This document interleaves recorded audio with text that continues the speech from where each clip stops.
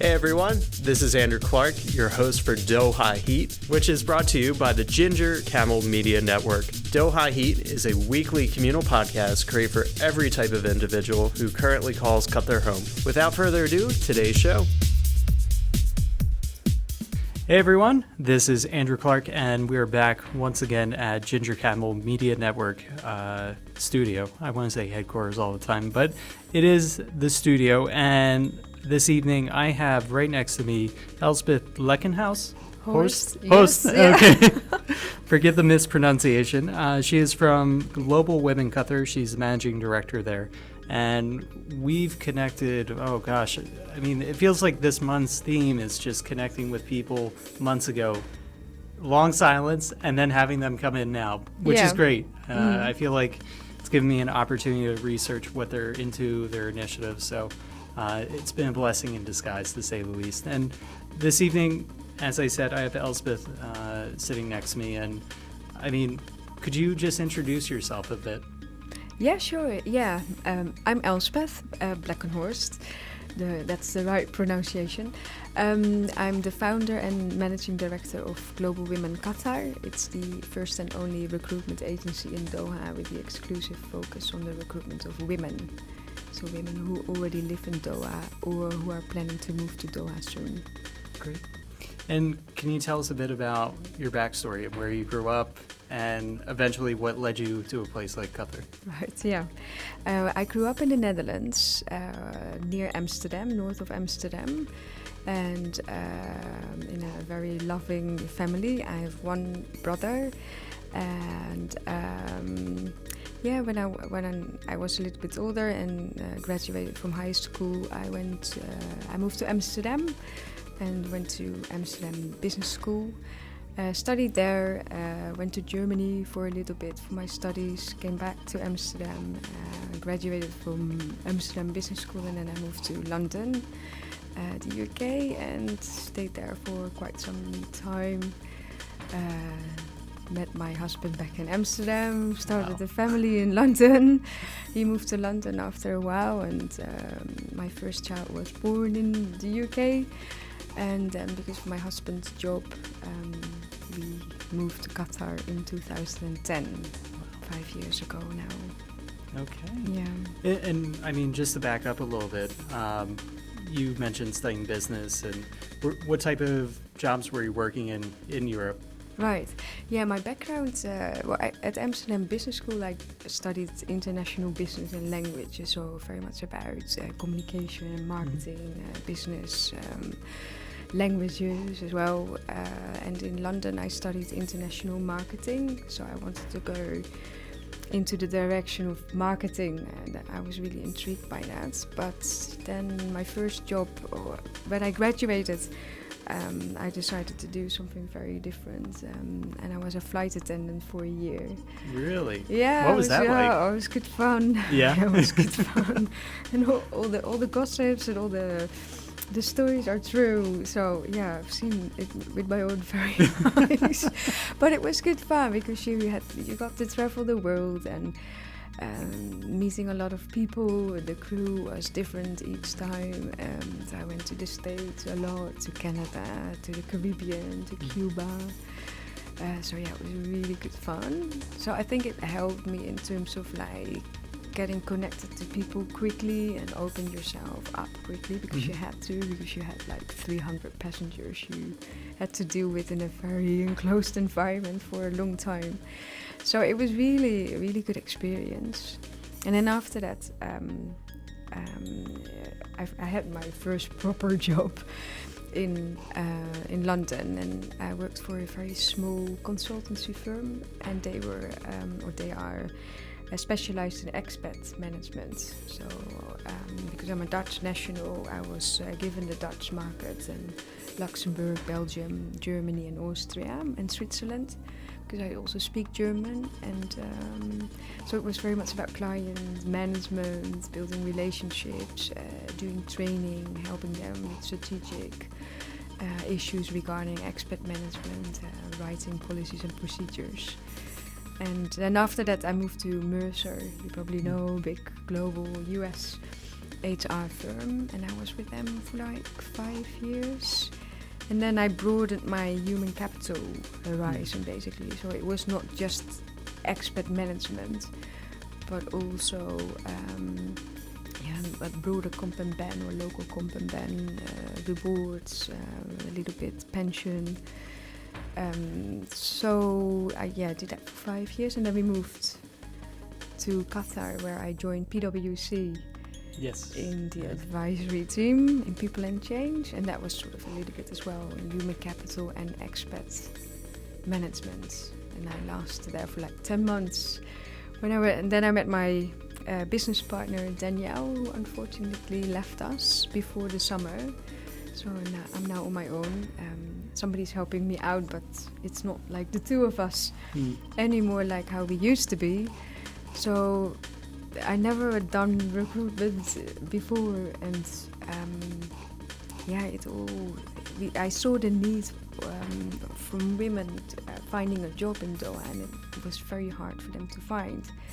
Because at that time, when I was with PwC, I started looking around it as well, like what else is out there in Doha, and everything is like hidden or not advertised. People don't know. So it's very much who you know, your network, your stars, everything. So when I met Danielle, she had the idea of recruitment, and we decided, okay, let's hit it off together. And we both decided to focus on women, because we did research on what else is out there in Doha in terms of recruiters. And it's like specialized in construction, oil and gas, or finance. So we decided, okay, let's focus on women to set ourselves apart from competition. And that's nearly 4 years ago now. Wow. And initially, when you decided to start out this venture, I mean, what was kind of you made reference to it a little bit about the scene for women finding employment here. I mean, could you kind of, for people who are listeners from outside Qatar, I mean, it is a very difficult market to sometimes crack into, and especially for women, I've noticed. My wife has had that experience as well. Okay. But, I mean, could you tell us a bit more about the personal experiences that went into developing this company and the types of people you're working with? We started from scratch like 4 years ago, and we didn't really know what direction it was going to be going, and but we just started running and like connecting with women in the market in terms of like women looking for jobs. So we opened up the website, and we went out to all network events you could think of. So during the day, we started on like getting the foundations in place for the business, and then in the evening hours, or also during the day hours, we went to all these network events like Back to Business, all the business councils,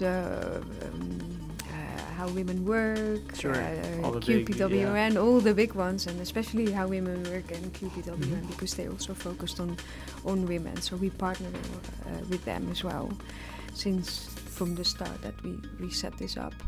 So it's just connecting with them. We have this very personal touch and very personal service. So we don't want to be like just a name, or like an automated system behind recruitment, but we want to be the face of the company, and that people know us because of who we are and how we can help, and we have the same personal service to our clients. So we build a relationship with them.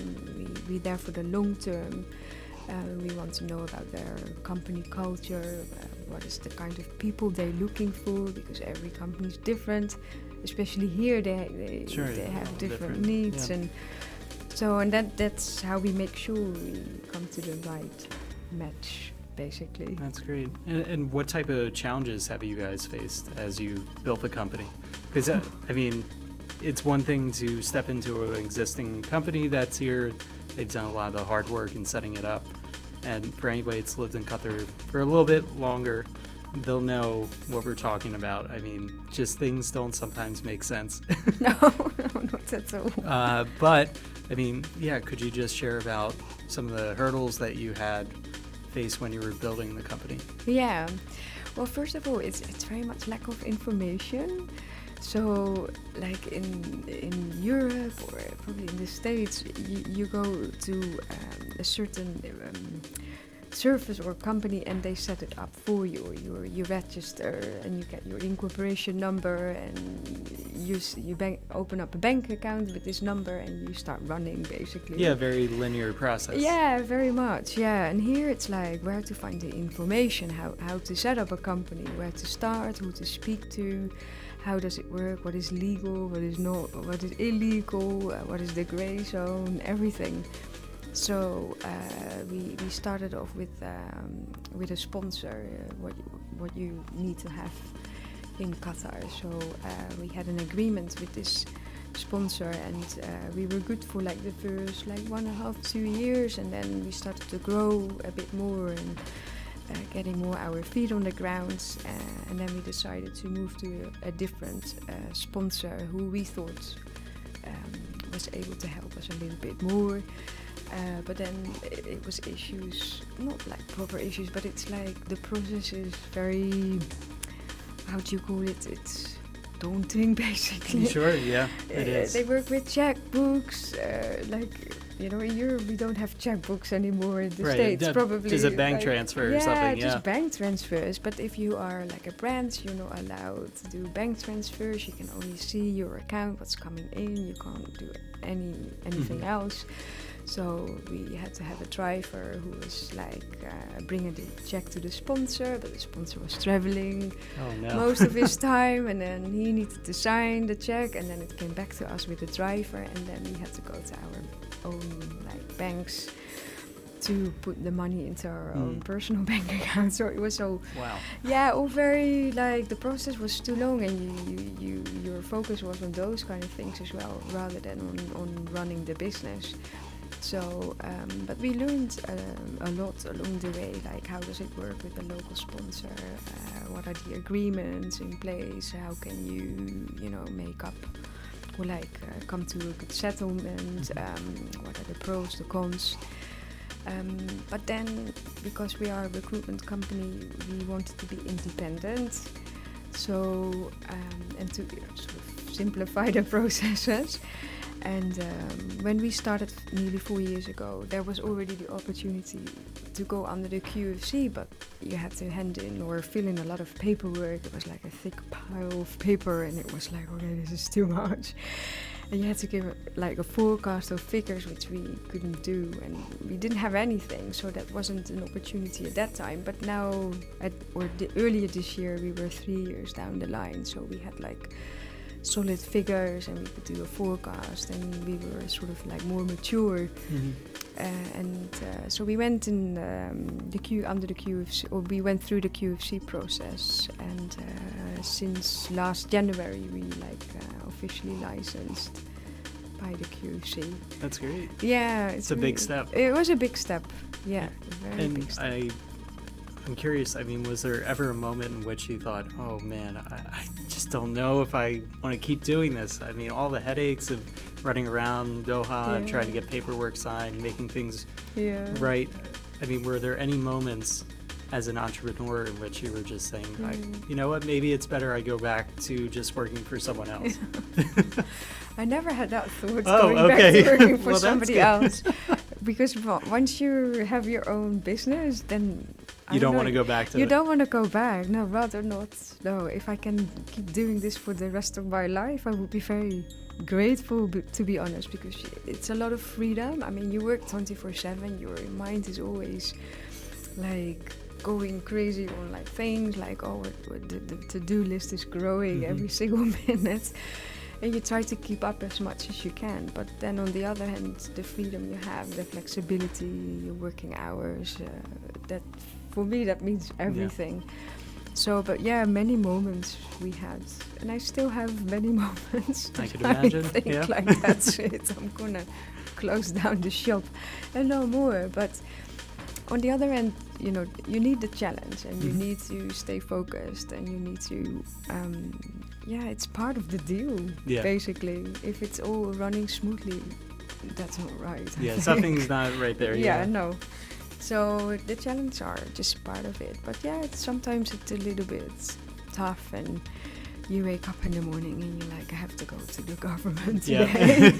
Great. Gotta mentally prepare for that. Mentally prepare for that. But then on the other end, they're always very friendly down there, and you have a chat with the guys, and it's a lifetime experience, And I tell my friends back home, they just like, great, just laughing at me basically. You crazy person running around in the sandpit.